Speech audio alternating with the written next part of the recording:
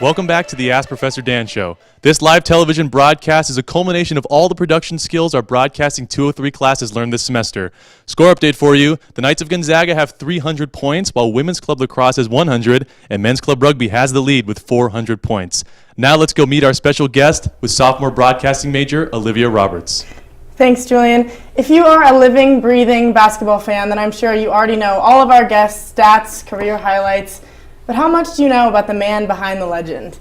I'm so honored today to be here with the incredible John Stockton. Thank you so much for being here today, John. Thanks, Olivia. We are so excited to have you, obviously. Thanks. You know, I'm not sure if you know about this, but here around GU, you're a pretty big deal. I'm not sure if you're aware. And I know that you get these requests all the time to come sit down and do interviews.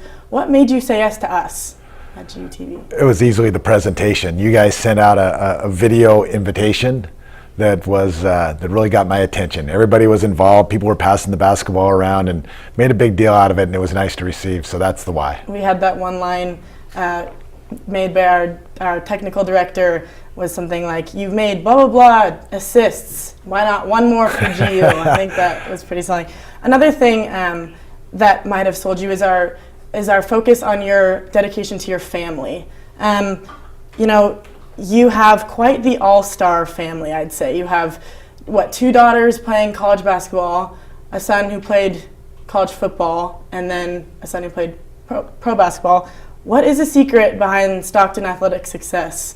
What is that all about? I know it's a lot about physical traits being passed down, but what else is it? Well, first of all, we're proud of all our kids. The athletics is part of it, but I think they're good people, and that's what really excites me as a parent. Athletically, we just kind of hang around the gym. We're active people. Even when we're out, I guess, relaxing, we're racing on the bikes, or we're swimming or water skiing or something. So it's there's always activity, and we just like that high pace. So a little bit of competitiveness. The kids get together out on the basketball court, and they get a little feisty with each other. So I don't know what goes into it exactly, but I'm pleased with what they've done so far. You mentioned some swimming and other things. If you weren't to play basketball, what sport would you choose? Well, my favorite sport all along was football. I couldn't imagine anything better than putting on the helmet, get the eye black under the cheeks and the shoulder pads, and you get to be all rough and tumble. And I see the rugby guys over there, they know what I'm talking about a little bit. But probably that, if my body would have accommodated. I'm not a big fella. Those guys are monsters that play that sport. But you did play football. I did. I played through 9th grade in high school, and I remember tackling a guy in practice and thought it was a pretty nice tackle. He bounced up and ran back to the huddle, and I wilted and crawled back to the huddle. I said, I don't know if this sport's for me. It's a little tough. And then you found basketball. Yeah. What was that like? Well, I've always loved basketball. My brother played basketball when we were growing up, and I tried to do whatever he did. I snuck into every gym in this neighborhood, over at Holy Names Academy, Gonzaga University, St. Aloysius, Bishop White Seminary used to have a gym, and I could sneak behind the chains of all of them to get us in. So we had a lot of fun. That's so funny. Well, you know what? I think it's about time we give some points to our contestants, and what better way to be awarded points than by one of the greatest point guards in the NBA. Pun intended. Very nice, very nice. Thank you. Okay, so how this is going to work is each of our contestants and their social media networks submitted a series of questions based on 3 categories. One being your life on the court at Gonzaga, then off the court, and then life after Gonzaga basketball. So you will be able to choose one of these questions, and whoever asked that question will be awarded 300 points. Does that sound good? Sounds good. We'll go with round 1. Question number 1. Did you have any good luck charms or traditions before each game? Question 2. Do you think there's more pressure on GU basketball players to perform now than during your career? And number 3, was it special for you to play college basketball for the city you were born in? If so, why? Which question sounds good? I think I'll take question number 2. Question number 2 was submitted by men's rugby. Congratulations, men's rugby, with 300 points. So, do you think there's more pressure on GU basketball players to perform now than during your career? Oh, definitely. There's we sometimes didn't fill the arena when we played. There was a smaller, it was called Kennedy Pavilion, much smaller bleacher seats, and there wasn't as much TV. There wasn't tweets. There wasn't blogs. Everything these guys do is under the microscope, and I think that would be tough. It puts a lot more pressure on every shot, every free throw. People are watching. but there's also the internal pressure you put on yourself to succeed and to be good and be a good teammate and do everything you can so that your teammates can enjoy success. And I think those pressures have continued. I don't think they're any different than the ones we experienced way back when.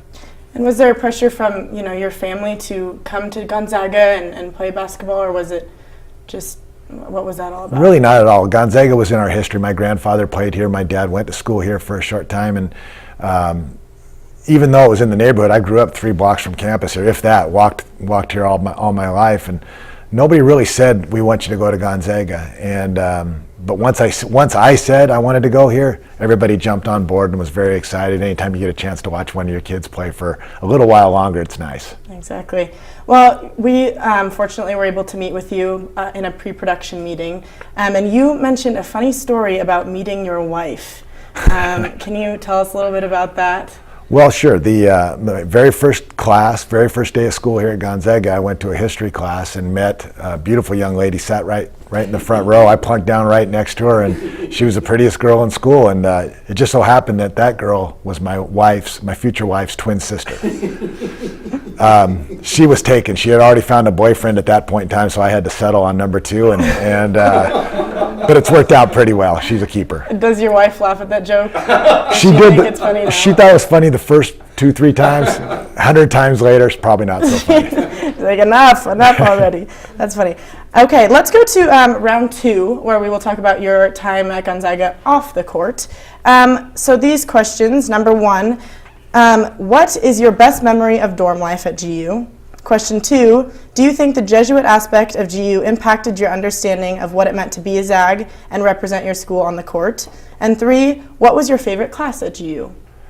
I'll take number 3. Great. Number 3 was submitted by women's lacrosse, 300 points for the lacrosse team. So what was your favorite class at GU? It was probably that first history class, the first day I walked in. It turned out the best, but there was another reason why it was the best. First of all, great teacher, Mr. Carricker was a character, and he thought it would be fun right at Christmas time, right before the break. He said, if any freshmen score points in the last game, we'll add that to everybody's final score on their finals.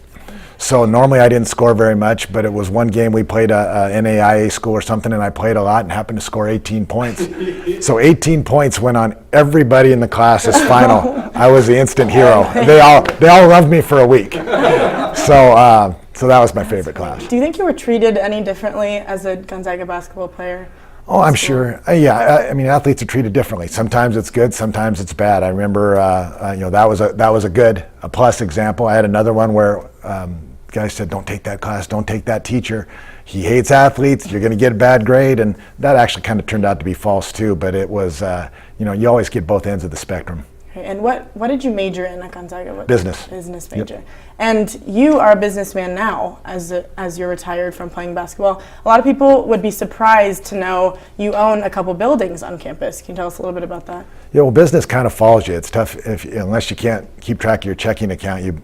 Business is part of your life when you get older, and that's kind of what I figured would happen. I didn't expect to play basketball, and fortunately was able to, and didn't have to really do it for a while. But business came into play, and yeah, in the last few years we built 2 buildings. One, the Clementine building down there by Jack and Dan's, and the Matilda building now right there across from Madonna Hall. So, is there any story behind the names of those buildings? Yeah, they're both very special names. Clementine's my mother, and of course Jack and Dan's across the street. My dad ran that for 45 years. He's Jack, and I thought it'd be nice to have Clementine on the other side of the street there, and that's kind of a special. It's normally quiet. We don't broadcast it, but proud of that. And Matilda is my mother-in-law. My wife's mom's name's Matilda, and we thought it'd be a fitting name for a nice family building.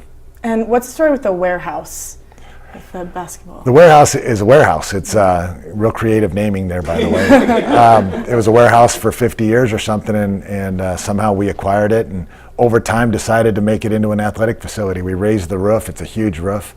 Raised it 9 feet in the air and built up the wall, and now they hold basketball games, volleyball games, soccer games. It's a nice little event that's also just across the street on Hamilton. Wow, great. Yeah, it's been fun. Let's go to round 3 when we talk about life after Gonzaga. Seems fitting. Okay. These questions. Number 1, what do you think is the most important message for Zags to carry through their life? Number 2, do you stay close to your friends and teammates from Gonzaga? And 3, what is some advice that you have for students after they leave the Gonzaga bubble and familiarity of college life? I think I'll take number 2. Number 2, do you stay close to your friends and teammates from GU? Submitted by women's lacrosse. Congratulations, women's lacrosse. 300 points. So do you stay close with your friends? Well, I stay very close with one of them. I married her. So she was a volleyball player here at Gonzaga. So yeah, that's closest. Jeff Condell was a teammate of mine, and he now runs Jack and Dan's Tavern, and he was partners with my dad for probably 20 years. So, and yeah, we keep contact with a lot of the guys that played. They're both older than us and a little bit younger. So it's been a great community and a great group of guys, fraternity, if you will. Yeah, that's great.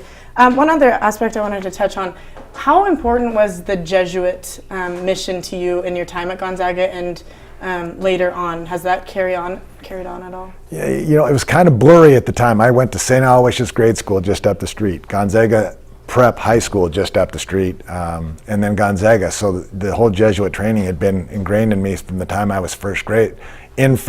So I don't even know if I noticed a difference. That's just what I grew up in. That was my life. I had some great Jesuit priests that were my teacher, Father Nigro in particular, who's probably a saint, and you know, their influence is undeniable. Specifically what it is, I'd have to say nearly my whole life they're involved in some way or another.